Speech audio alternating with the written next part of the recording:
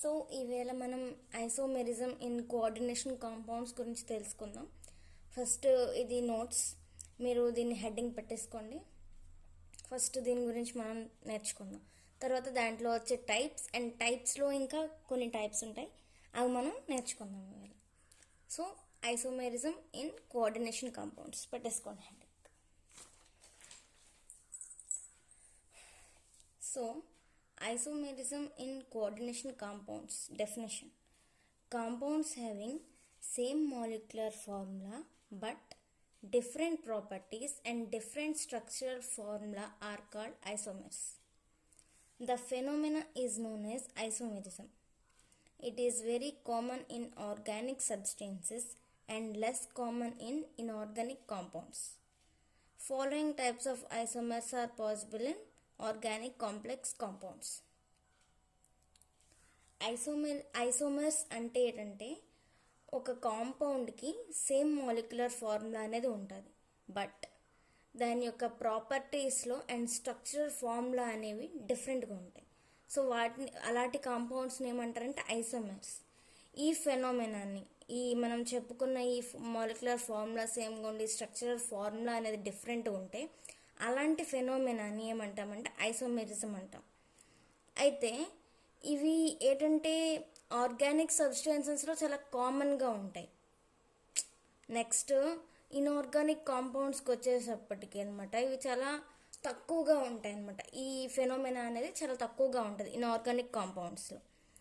ఇది వచ్చేసి అంటే ఈ ఐసోమెరిజం ఇన్ కోఆర్డినేషన్ కాంపౌండ్స్ వచ్చేసి 2 టైప్స్ అనమాట: structural isomerism and stereo isomerism.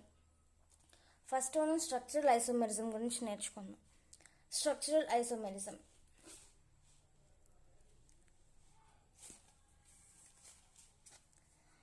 ఈ స్ట్రక్చరల్ ఐసోమెరిజం అనేది 5 టైప్స్గా డివైడ్ చేయవచ్చు అనమాట. It can be further divide into 5 types.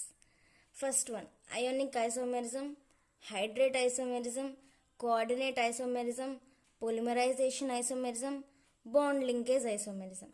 First one గురించి మనం చూద్దాం.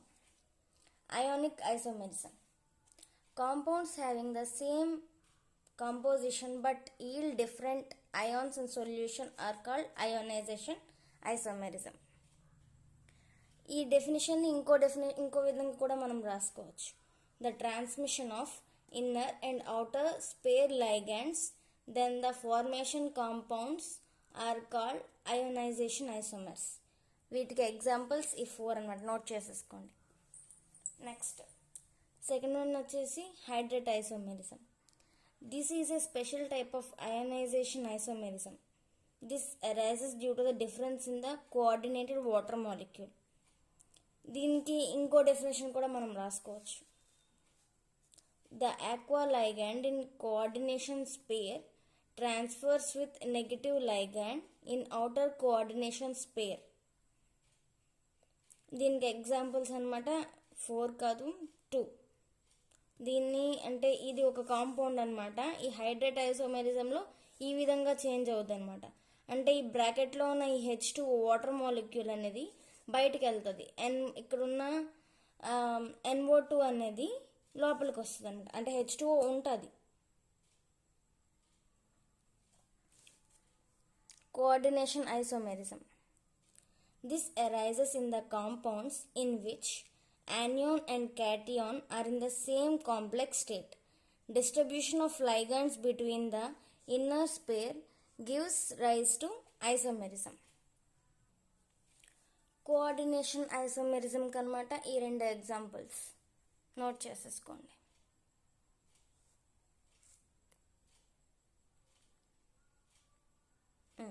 Next polymerization isomerism. It occurs between the compounds having the same empirical formula but differs in their molecular weights.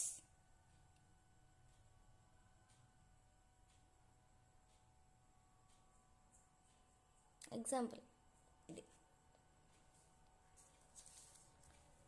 Fifth one, bond linkage isomerism.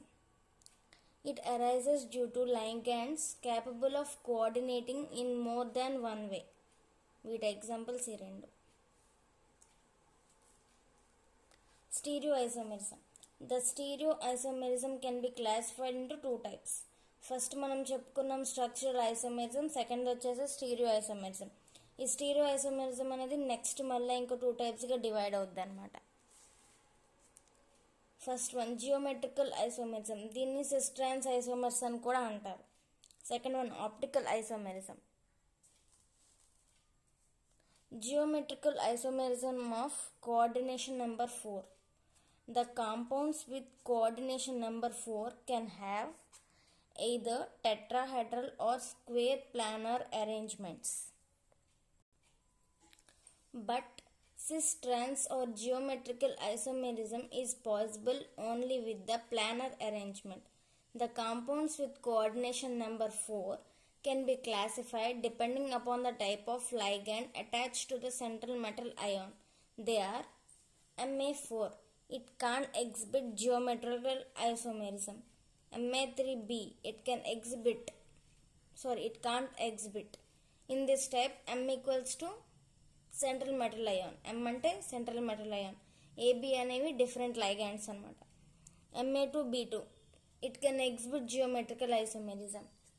MB4 it can't, ఇది geometrical isomerism ఇది exhibit చేయలేదు. MAB3 ఇది కూడా exhibit చేయలేదు. MA2BC ఇది exhibit చేయగలదు. ఇదన్నమాట examples అన్నమాట. ఇవి నోట్ చేసేసుకోండి. Complexes of the type MAB2. ఇక్కడ ఏటవుతుంది అంటే ఈ NH3ClClCnH3 అనేది ఈ NH3 ఇటు వచ్చేసి ఈ Cl అనమాట ఇటు షిఫ్ట్ అవుతుంది అనమాట.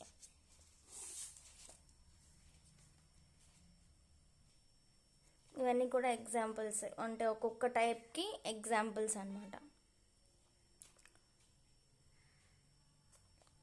ఇది ఇందాక చెప్పాను కదా, అది అంటే జియోమెట్రికల్ ఐసోమెరిజంని సిస్ట్రాన్స్ ఐసోమర్ అని కూడా అంటారని. ఎందుకంటే same ligands on the same side cis isomer. Cis అంటే ఒకే వైపు ఈ విధంగా ఉంటే దాన్ని సిస్ ఐసోమర్ అంటారు. Similar ligands are on the opposite side trans isomers. ఈ సిమిలర్ BBAA అనేవి సేమ్గా ఉన్నాయి, సో ఆపోజిట్లో ఉంటే ట్రాన్స్ ఐసోమర్స్ అనమాట.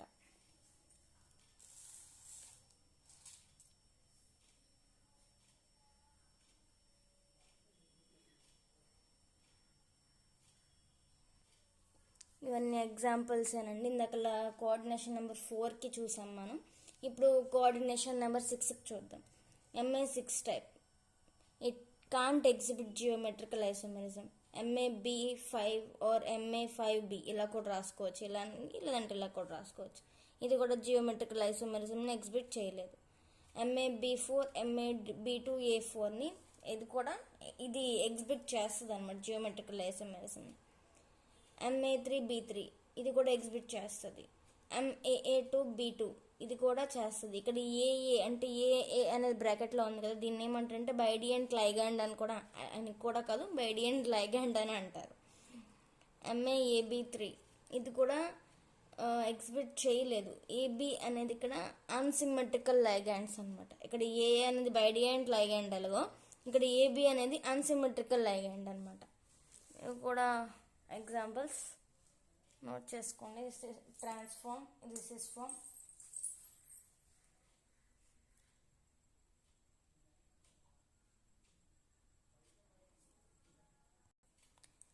ఈ స్ట్రక్చర్స్ అనేవి కానీ మనం నీట్గా ప్రెజెంట్ చేస్తే మనకి మార్క్స్ అనమాట ఈజీగా వస్తాయి. స్కోరింగ్ అనేది బాగుంటుంది. మ్యాక్సిమం ఈ క్వశ్చన్ స్టీరియో ఐసోమెరిజం అని చెప్పి 10 మార్క్స్కి ఇస్తాడు.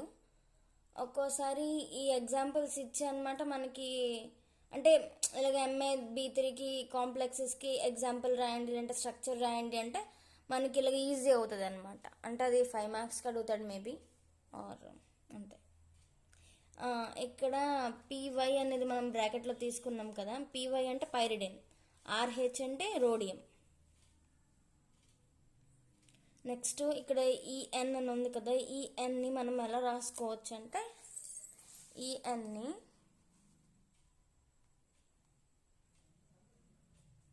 N బాండ్ Nగా మనం రాసుకోవచ్చు అన్నమాట. ఎన్ బాండ్ ఎన్గా రాసుకోవచ్చు. ఇక్కడ 2 కాబట్టి ఇక్కడ మనకి ఈ ఎన్కి ఏఎన్కి బాండ్ అయింది అనమాట. నెక్స్ట్ ఇక్కడ బాండ్ అయింది యాక్చువల్గా. అంతే.